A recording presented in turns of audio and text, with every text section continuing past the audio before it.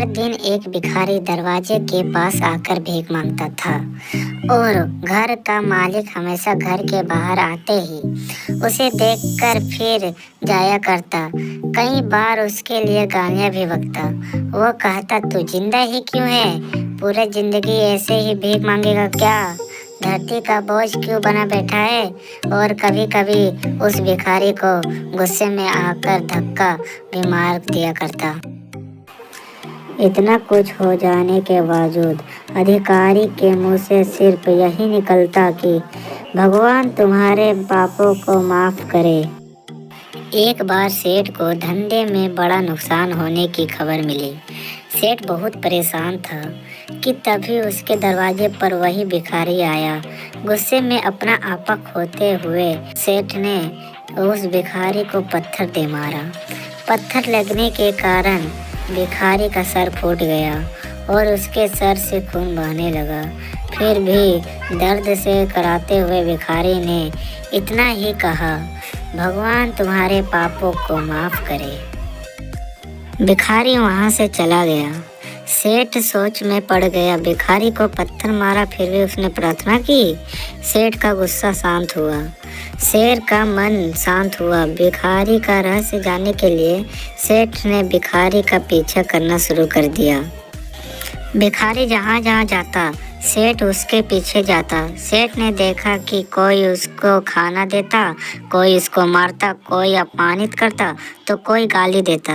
लोग भिखारी के साथ चाहे जैसा व्यवहार करते, लेकिन भिखारी सबके लिए एक ही प्रार्थना करता, भगवान तुम्हारे पापों का माफ करे।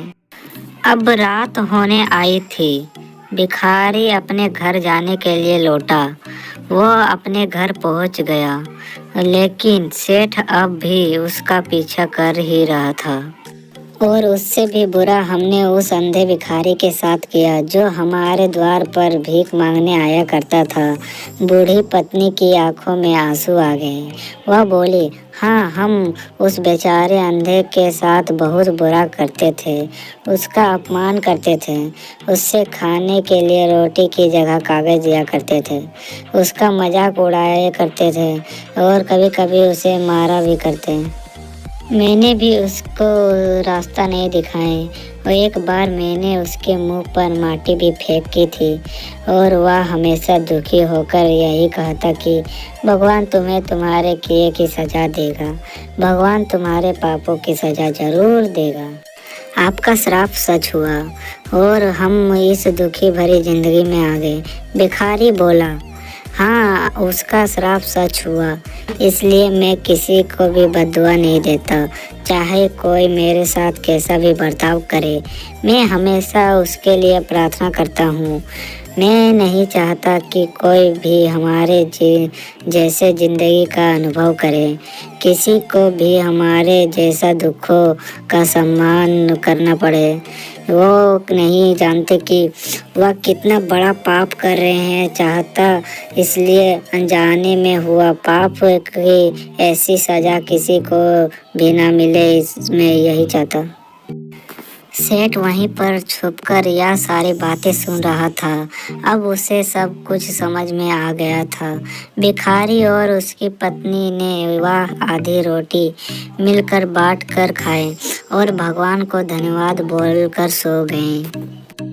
अगले दिन बड़ा भिखारी फिर से भीख मांगने गया। सेठ के घर के पास जाते हैं। सेठ ने पहले से गरम रोटी या उसके लिए निकाल रखी थी।